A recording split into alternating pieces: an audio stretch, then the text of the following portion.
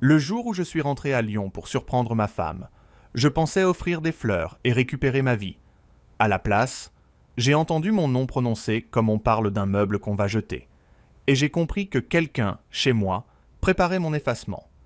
Je m'appelle Adrien Morel. J'ai 41 ans. 2 filles. Un costume qui tombe bien, même après 10 heures de train. Et un défaut magnifique. J'ai longtemps cru que la loyauté était contagieuse. Après presque 2 ans passés entre Singapour, Dubaï et des allers-retours absurdes à Paris pour sauver un contrat logistique qui tenait debout uniquement parce que je refusais de dormir, je suis rentré sans prévenir. Billets avancés, téléphone en mode avion, idée idiote et très française du mari qui veut faire une entrée de cinéma avec croissant de la boulangerie du coin et bouquet acheté à la gare Pardieu. Il pleuvait cette pluie grise de novembre qui donne aux façades du 6e arrondissement un air de notaire dépressif. Et pourtant j'étais léger. J'avais même pris le temps de passer devant le Monoprix pour acheter les oursons préférés de ma petite dernière. Je me voyais déjà pousser la porte, entendre des cris, sentir le café, me faire reprocher mon absence avec ce ton qui, à l'époque, me semblait encore tendre. Notre appartement donnait sur une cour intérieure, avec un vieux vélo jamais réparé. Et les fenêtres du voisin qui espionnaient tout en faisant semblant d'arroser un basilic mort depuis 2022. J'ai ouvert avec mon double, en silence, et avant même d'entrer complètement, j'ai entendu la voix de Claire, posée, nette, presque joyeuse. Ce qui m'a surpris, parce qu'avec moi, depuis des mois, elle parlait comme une opératrice de mutuelle, un lundi matin. Je me suis arrêté dans l'entrée, entre la console et ce miroir hors de prix qu'elle appelait une pièce design alors que ça ressemblait à une vitre de pharmacie. Elle était dans le salon, en haut-parleur, et elle riait. Pas son rire social. Pas celui pour les dîners avec investisseurs. Non. Un rire intime, souple, réservé à quelqu'un qui avait encore accès à sa vraie version. Oui, quand il signera, on enclenche tout. Le divorce, la cession des parts. Et ensuite il dégage. Il n'aura rien compris. J'ai d'abord cru à une blague de mauvais goût, à un échange sur un dossier, à n'importe quoi plutôt qu'à ce que c'était vraiment. Puis une voix d'homme a répondu, grave, sûre d'elle, avec ce ton de type qui confond assurance et carte gold. Tu m'as promis qu'avant Noël ce sera réglé. Marc Duval ne va pas attendre éternellement pour le partenariat. Si Adrien garde ses actions, on ne peut pas mettre la main sur la boîte. Ma boîte, pas la sienne, pas la leur, la mienne, enfin, juridiquement, celle du groupe que j'avais créé, structuré, porté, et dont Claire exploitait depuis des années une filiale événementielle à Bordeaux, en racontant partout qu'elle s'était faite seule, comme les gens qui oublient opportunément qui a signé la première caution bancaire. Je suis resté immobile, avec mon bouquet comme un imbécile bien habillé, et j'ai continué à écouter ma propre autopsie conjugale. Claire a dit « Son retour n'est pas prévu avant la semaine prochaine. J'ai encore le temps. Mon père ne comprend rien au montage. Et les filles sont avec maman ce soir. Donc, respire. » L'homme a ri, puis il a ajouté quelque chose qui a fait monter en moi un froid très propre, très calme, celui qui précède les décisions irréversibles. Dans quelques mois, tout ce qui porte son nom portera le nôtre. Le nôtre, comme si j'étais déjà un souvenir administratif. J'ai levé les yeux vers la bibliothèque. La photo de notre mariage était toujours là. Claire en robe ivoire, moi plus maigre, plus naïf surtout. Et j'ai eu cette pensée mesquine, presque élégante. Il y a des gens qui gardent les cadres simplement parce que retirer la photo demande un effort. J'ai reculé sans bruit. Je n'ai pas fait irruption. Je n'ai pas crié. Je ne suis pas un acteur de série médiocre. Je suis redescendu. J'ai traversé la rue. Je me suis assis à la terrasse, couverte d'un café encore ouvert malgré l'heure. J'ai commandé un expresso, puis un deuxième. Et j'ai appelé le seul homme capable de me répondre sans panique ni morale. Mon beau-père, Henri Vasseur, ancien chef d'atelier, 68 ans, diabétique, fier comme un portail de mairie. Henri, il faut qu'on se voie tout de suite. Il n'a posé qu'une question. Claire a encore menti. Ou cette fois, elle a fait pire. J'ai regardé la pluie glisser sur les vitres. J'ai pensé à mes filles, à mes nuits blanches pour décrocher le contrat coréen qui avait sauvé la trésorerie de sa société. Au message qu'elle m'avait envoyé ce soir-là. Désolé, réunion qui s'éternise. Je t'appelle demain. Alors que, je le comprenais enfin, elle n'était pas en réunion. Elle était déjà ailleurs, avec quelqu'un d'autre, dans une autre version de sa vie, où je finissais probablement en caution utile puis en déchets. Henri m'a donné rendez-vous au centre commercial de la Part-Dieu, parce qu'il devait y récupérer une ordonnance à la pharmacie de garde. J'ai dit oui, machinalement, sans savoir qu'en moins d'une heure, j'allais voir autour du cou de l'amant de ma femme quelque chose qui ne laissait plus la moindre place au doute, et que ce détail, à lui seul, allait transformer ma colère en guerre. Henri m'attendait devant l'entrée Vivier-Merle avec son vieux caban bleu marine, son écharpe trop fine pour la saison, et cette façon de se tenir droit qui donnait l'impression qu'il allait engueuler la météo en personne. Il avait une ordonnance pliée en 4 dans la poche intérieure et un regard déjà fatigué, pas seulement par l'âge, par les mois de demi-vérité que sa fille lui servait avec le sourire. « Tu as une tête de type qui vient d'apprendre que la République a été privatisée. » Il m'a lancé. Je lui ai répondu « Pire, ta fille a trouvé un actionnaire affectif. » Il n'a pas ri. Il a juste serré la mâchoire. On est entré dans le centre commercial, avec ce bruit de samedi après-midi. Poussette nerveuse, adolescents qui bloquent les escalators, odeur de parfum trop sucré, mélangée à celle des bretzels. Le genre d'endroit où la médiocrité adore se donner des airs de réussite. Henri voulait d'abord passer à la pharmacie, mais en remontant vers l'atrium principal, il s'est figé. Sa main a touché mon bras. Adrien, là. J'ai suivi son regard vers la terrasse d'un café chic où les fauteuils sont plus prétentieux que confortables. Et je l'ai vu, l'homme au téléphone, la voix grave de mon salon. Pas un fantasme, pas une erreur. Un homme réel. 35 ans peut-être. Manteau camel, montre voyante. Sourire de publicité pour dentifrice premium. Entouré d'une petite cour. 2 types massifs en blazer noir. Une femme tirée à 4 épingles qui devait être sa mère ou sa banque personnelle. Et une gamine de 10 ans absorbée par une tablette. Comme si l'arrogance était un héritage familial. Il parlait fort, trop fort, de ces gens qui ont besoin d'être entendus pour se sentir exister. Avec Claire, on reprend tout après les fêtes. Le dossier est quasi plié. Il disait ça en remuant un espresso, comme un PDG de catalogue. Henri a murmuré « C'est lui ». J'ai répondu « Oui, et il s'écoute vivre ». On s'est approché sans se cacher vraiment. Je voulais voir son visage, ses gestes, la texture du mensonge. Et puis je l'ai remarqué, suspendu à sa chaîne, posé contre son pull clair comme une provocation très personnelle. Le médaillon, un petit Saint-Christophe ancien monté sur or vieilli, rien d'ostentatoire pour le commun des mortels. Mais pour moi c'était une décharge. Je l'avais offert à Claire le jour de la naissance de notre première fille, héritage de ma grand-mère. Seule chose que j'avais gardée de mon enfance à Dijon avec la montre de mon père et un carnet de recettes impossible à relire. Claire avait pleuré en le recevant. Elle m'avait juré qu'elle ne le quitterait jamais. Visiblement, elle avait trouvé plus simple.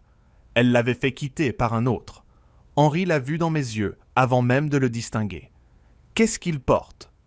J'ai répondu sans quitter l'homme des yeux. Ce qui appartenait à ma femme. Enfin, ce qui aurait dû lui rappeler qu'elle était mariée. Henri a juré entre ses dents. Rare chez lui, donc grave. On aurait pu partir, prendre des photos, appeler un avocat tout de suite, agir en adulte civilisé, mais le problème de la trahison, c'est qu'elle vous pousse parfois à vérifier jusqu'où va l'indécence. Alors on a continué d'avancer, et c'est la vendeuse d'une boutique de luxe voisine qui a déclenché la scène. Un sac hors de prix à la main, sourire commercial vissé au visage. Elle s'est adressée à lui avec des courbettes invisibles. « Monsieur Delcourt, votre compagne a confirmé pour la livraison privée, au nom de Madame Vasseur. » Le nom de ma femme, utilisé comme passe VIP par cet homme, ça avait le goût métallique de l'humiliation. Marc Delcourt. « Donc », a répondu en haussant le menton. « Parfait. Et dites à votre responsable que la prochaine fois, on évite de faire attendre ma famille avec tout ce monde. » Tout ce monde, c'est-à-dire les gens normaux, ceux qui n'annoncent pas leur importance, comme un retard, SNCF, Henri n'a pas supporté. Il a avancé d'un pas. Le nom de ma fille ne vous autorise pas à parler aux gens comme à des meubles.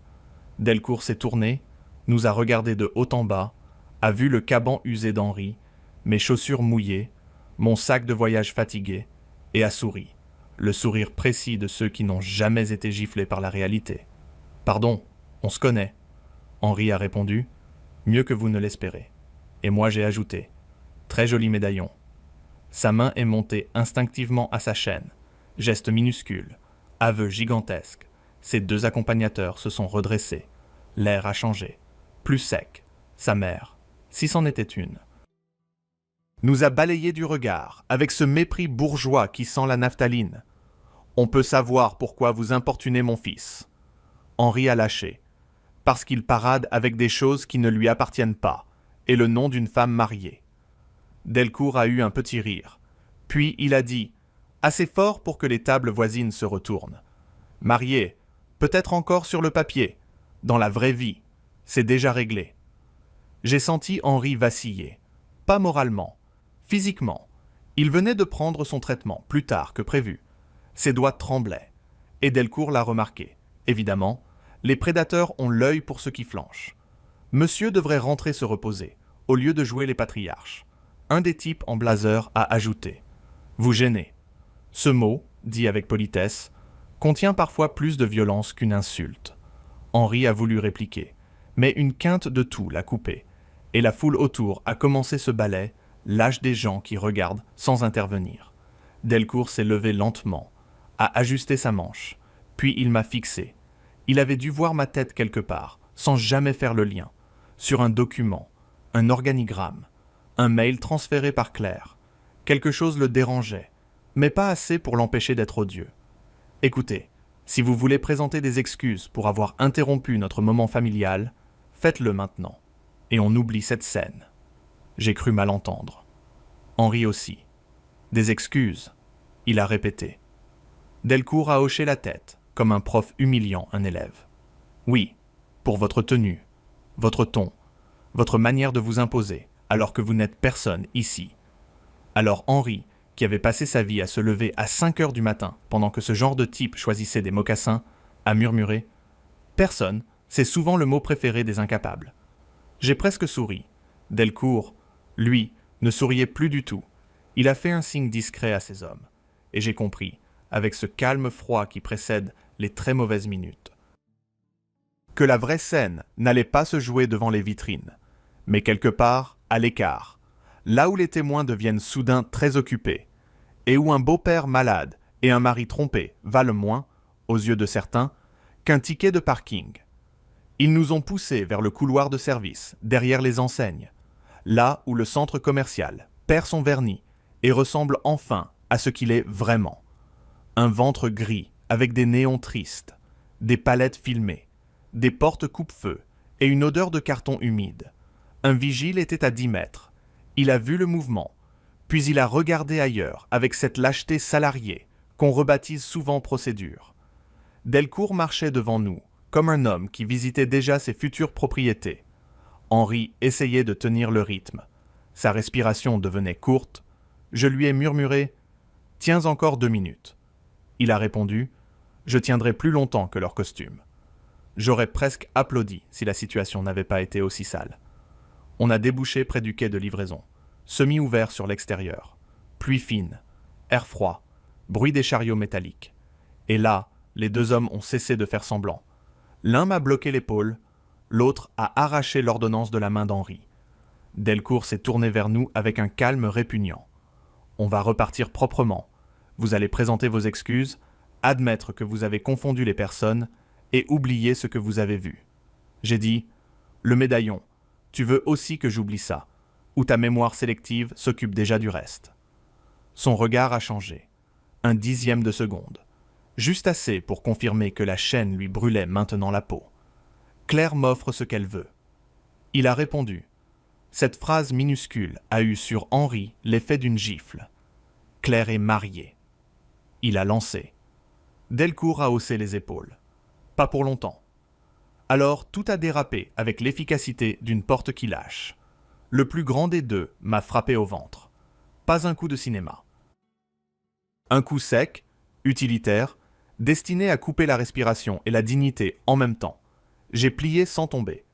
Réflexe de type qui a déjà trop encaissé dans sa vie pour offrir le spectacle en entier. Henri a essayé de s'interposer. Erreur noble, donc puni immédiatement. Il a été poussé contre une barrière métallique. Sa tête a cogné. Il a cherché sa poche, son traitement, et le deuxième homme l'a vu. Il lui a pris son pilulier avec un sourire méchant de collégien riche. Ça, c'est pour les gens polis. J'ai vu le visage d'Henri blanchir, et quelque chose en moi s'est mis à fonctionner différemment, plus froid, plus net, comme quand une négociation cesse d'être une discussion et devient une acquisition hostile. Je me suis redressé. J'ai attrapé le bras de celui qui me tenait. Je l'ai projeté contre une palette, assez fort pour gagner 3 secondes. Pas davantage. Delcourt a reculé d'un pas, étonné que le mari cocu ne soit pas qu'un concept. Puis l'autre m'a frappé à la tempe avec ce que j'ai d'abord pris pour sa montre, avant de comprendre que c'était une bague lourde. Le goût du sang a rempli ma bouche. Le sol a vacillé. Mais j'entendais encore Henri dire mon prénom. Plus faible. Trop faible. Adrien. Je me suis jeté vers lui. Un chariot m'a barré la jambe. Je suis tombé sur un genou. Et Delcourt s'est approché. Enfin, à hauteur d'homme, il a tiré doucement sur sa chaîne pour faire apparaître le médaillon. « Tu reconnais maintenant ?» J'ai levé les yeux vers lui et j'ai dit, malgré le souffle haché, « Oui, je reconnais surtout un homme qui porte les preuves de ses propres limites. » Il m'a frappé. Cette fois du plat de la main, presque vexé, plus humiliant que douloureux, comme si j'étais un employé qu'il licenciait. Henri s'était affaissé contre le mur. Sa main fouillait encore sa poche vide. J'ai compris que chaque seconde devenait un risque réel. Pas une scène de plus. Pas une blessure d'ego. Un risque de mort. Et c'est là que Claire est arrivée. Talon rapide. Manteau crème, téléphone à la main. La vision parfaite de l'épouse qui sait gérer les crises. Sauf que celle-ci venait d'elle. J'ai cru, pendant une demi-seconde pathétique, qu'elle allait hurler, appeler les secours, exiger qu'on arrête. J'avais donc encore, au fond, un reste d'idiotie conjugale. Elle a regardé son père au sol, moi plié en deux, Delcourt debout avec ses hommes, et elle a dit, d'une voix basse mais tranchante, « Qu'est-ce que vous avez encore provoqué ? Pas « Qu'est-ce qu'on vous a fait ?» Pas « Papa ?» Pas « Adrien ?» Non, un verbe administratif. Provoquer, comme si nous étions la paperasse gênante d'un mauvais dossier. J'ai ri, un rire bref qui m'a fait mal aux côtes. Tu arrives au bon moment. Ton futur mari fait le tour du propriétaire. Claire a blêmi à peine, puis s'est reprise aussitôt. Ne dramatise pas. Cette phrase, après tout ça, avait le niveau moral d'un ticket de caisse. Henri a essayé de parler. Claire, mon traitement. Elle a tourné la tête vers Delcourt, pas vers lui, vers Delcourt, et a demandé « Pourquoi vous êtes encore là, tous les deux ?» Comme ça, tout simplement, son père et moi, rétrogradés au rang de colis mal livrés, j'ai vu dans ses yeux non pas la panique d'une femme prise au piège, mais l'agacement d'une stratégie dérangée trop tôt. Delcourt a répondu avant moi. Ils nous espionnaient, ils ont fait un scandale. Claire a fermé les yeux une seconde, puis elle m'a lancé « Tu ne pouvais pas attendre que je t'explique. » J'avais du sang sur la lèvre. Son père manquait d'air, et elle me reprochait le timing.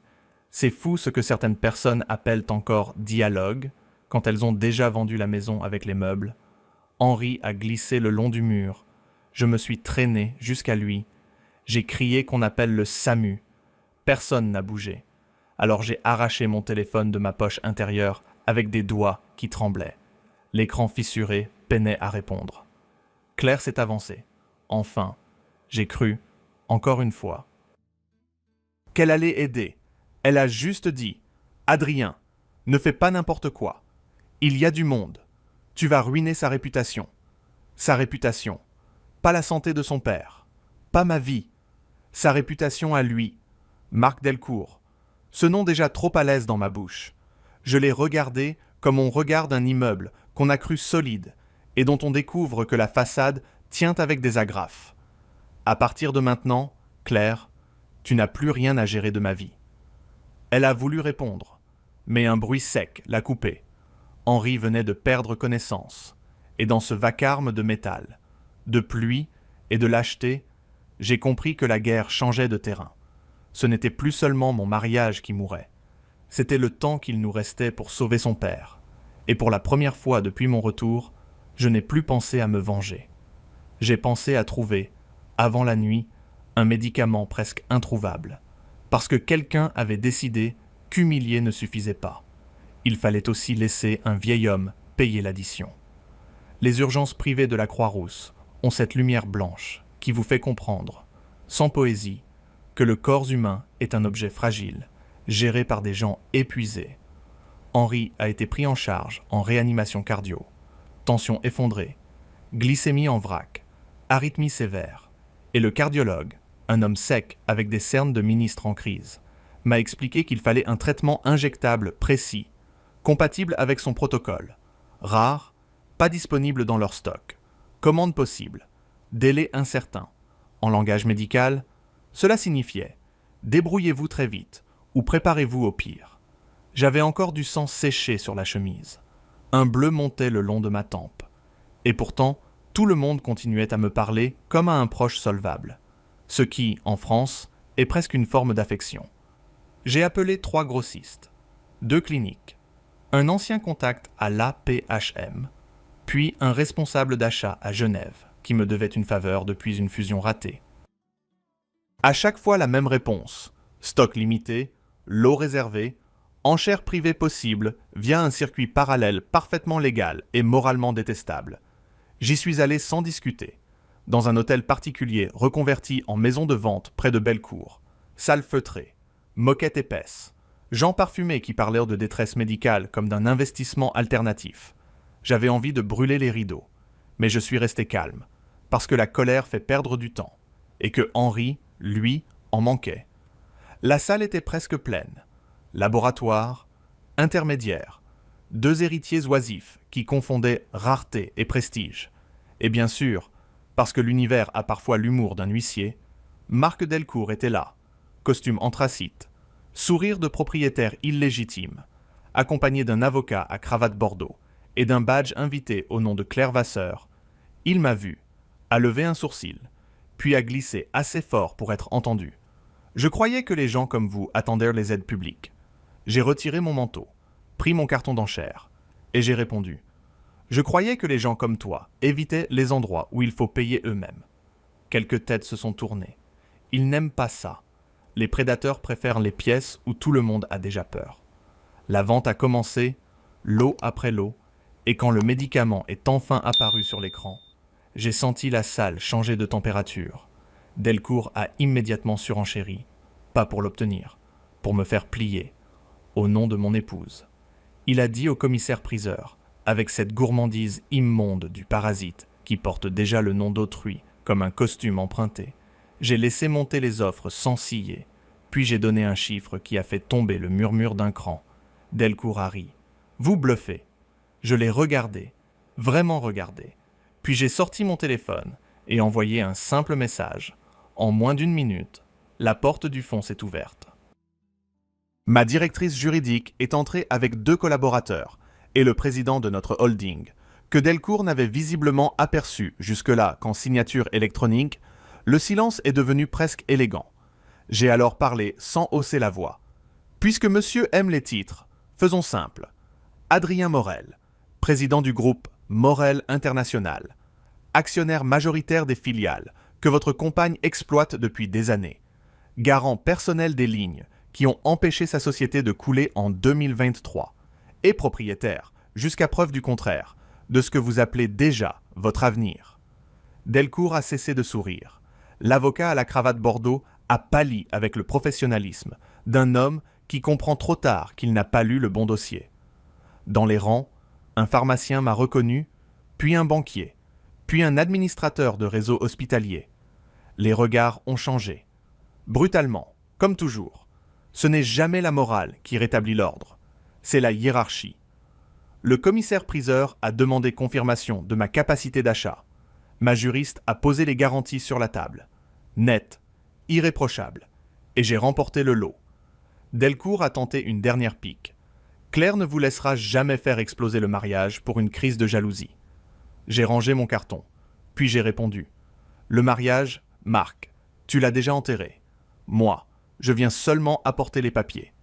Et c'est précisément à ce moment-là que Claire est entrée dans la salle, essoufflée, blême, encore assez sûre d'elle pour croire qu'il lui restait une version des faits à vendre, sans comprendre qu'elle arrivait trop tard, et que cette fois, toute la pièce allait entendre ce qu'elle me devait depuis le début. Claire s'est arrêtée au milieu de l'allée, comme quelqu'un qui entre dans la mauvaise réunion, et comprend trop tard que le PowerPoint la concerne. Manteau encore ouvert, cheveux humides de pluie, regard cherchant d'abord Marc, ensuite moi, jamais son père, détail minuscule. Verdict immense. Adrien, laisse-moi t'expliquer. Elle a dit ça avec cette voix douce qu'elle réservait autrefois aux banquiers nerveux et aux enfants fiévreux. Le problème, c'est qu'après certaines scènes, même la tendresse sonne comme une fraude. J'avais dans la poche intérieure la confirmation de transfert du médicament vers la clinique. Sur mon téléphone, les photos du médaillon au cou de son amant, les relevés, les procurations préparées trop tôt, les échanges récupérés par mon avocat, tout ce petit artisanat du mensonge bourgeois, élégant de loin, sordide de près. Je me suis tourné vers elle, calmement, ce qui l'a déstabilisé davantage qu'un cri. Tu veux commencer par l'adultère, la tentative de me faire sortir de mes parts, ou le moment où ton père s'écroule et où ta priorité reste la réputation de Marc. Quelques personnes ont baissé les yeux. D'autres se sont figées avec la gourmandise morale des témoins enfin servis. Marc a essayé d'intervenir. Cette scène n'a aucun intérêt juridique. Ma directrice juridique, elle, a répondu avant moi. Au contraire, monsieur Delcourt, votre nom apparaît désormais dans plusieurs pièces qui vont beaucoup nous intéresser. Il s'est tu. C'est fou comme certains hommes redécouvrent soudain la sobriété quand ils croisent plus riches, plus solides et surtout mieux préparés. Claire a fait un pas vers moi. Je n'ai jamais voulu te détruire. J'ai presque souri. Non, tu voulais juste me vider proprement, me prendre mes actions, me laisser la facture et appeler ça une transition. Elle a secoué la tête, a nié l'affaire, a parlé de manipulation, d'ambiguïté, de fatigue, de solitude, le catalogue habituel des gens qui confondent cause et alibi. Puis elle a vu le médaillon dans une photo affichée sur le téléphone de mon avocat, et son visage a changé. Pas de honte. Pas tout à fait.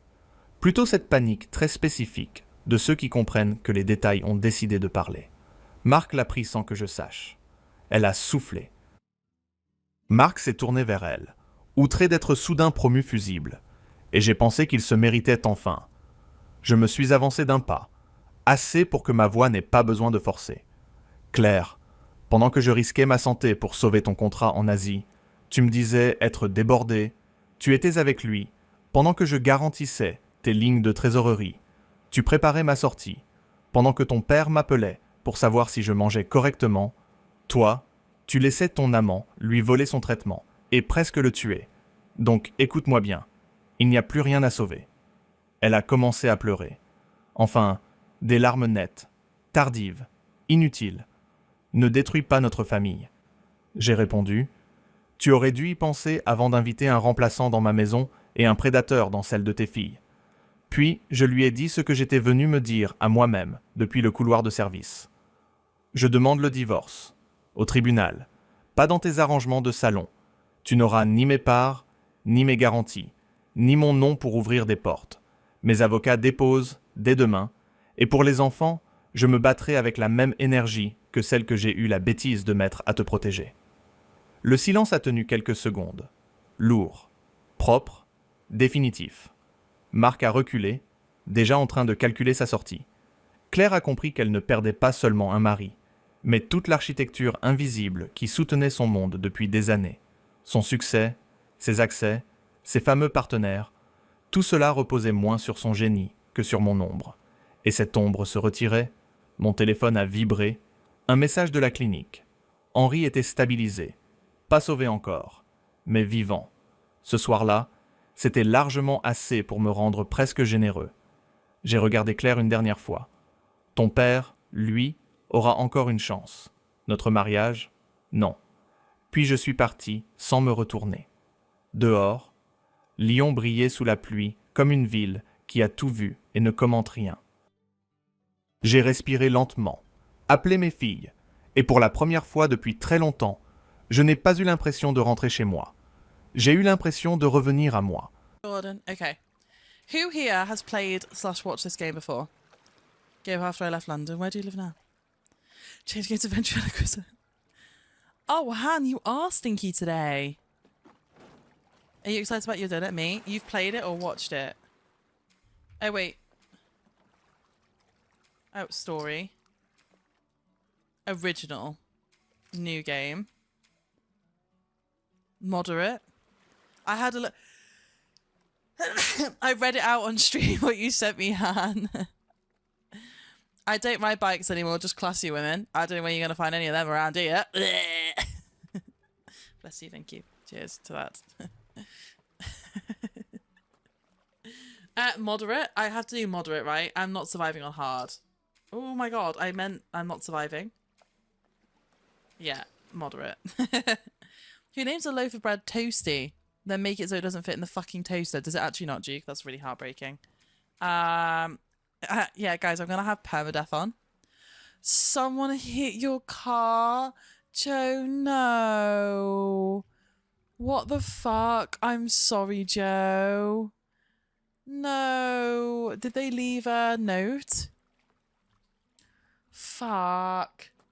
Run them over in the Nino. Any little scratches? Oh, it's so annoying. I was in said car. Are you okay? Did you shout, but I'm a hero? Did you get their contact details, Joe? I can't remember where this game left off.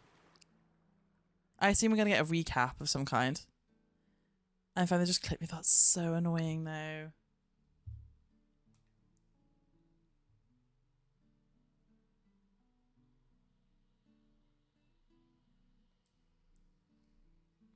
Oh, it's compiling shaders. Oh, I'm lagged. Oh, I'm so lagged right now. Guys, I'm not actually staring at my phone. I'm looking directly at you guys. Oh, I'm back. Oh, I look funky. Hello. I'm back. That happened to me. An old lady sideswiped me in a hospital car park. That's even worse.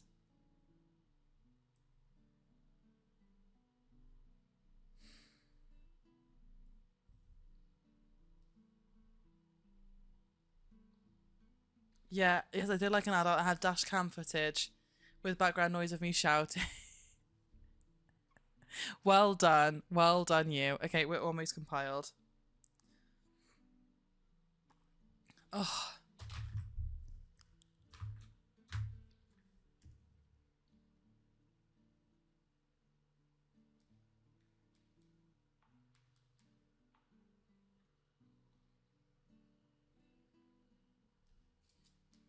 How are you? I'm in a back in the pit, Joe. I'm back in the pit that I was in yesterday, and it's actually worse than it was yesterday.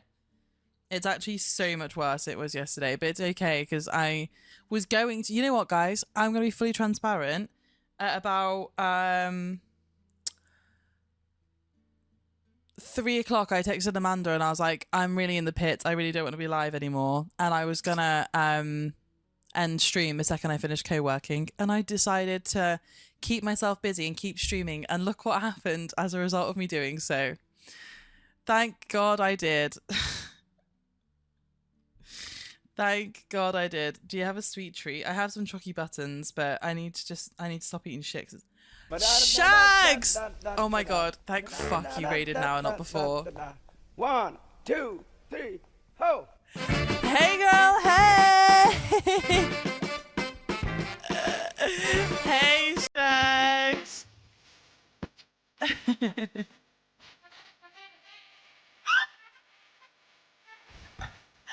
Hi all my friends! Hi! Oh my god, hi, how are you? Are you playing Moments of Car, right? That was what I was looking before. Hi! Hey, how are we all? Hi Hernandez, hi Dizzy, hi Bandy, hi Bridge, hi. You missed out, Raiders. There was some sock action before. You've missed some real sock action today, guys. Guys, please go click that heart in the top corner of my chat right now. If you don't know Shags is my longest subscription on Twitch and a good friend who I've known for a very long time. Through the platform. Please go give him a follow. And if you've come in on the raid, I'm sorry for the mental state that you've come into today. We're not